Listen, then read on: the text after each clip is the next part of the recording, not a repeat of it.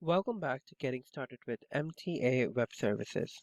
This video will help you register for courses with co-requisites such as mandatory labs, tutorials, and full-year courses. After logging into your self-service account, select Course Catalog. Then use the Advanced Search option to look for the course that you want to register for.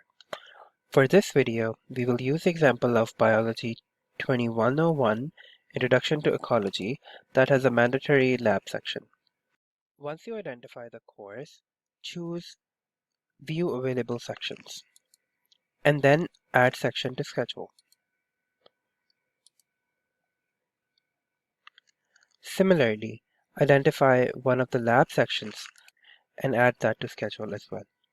Pay close attention to the course meeting time to avoid scheduling conflicts. Now that you've added the course and the lab in your schedule, click on the academics icon and then select Register for Classes. Here, you can confirm that the course and the lab has been placed on your schedule. Next, hit the blue Register Now button at the top right of the screen. Registration was successful if the course and the lab turned green in your schedule. If registration was unsuccessful, please review the error message that appears on the top of the screen and watch the next videos in this series to learn how to resolve them.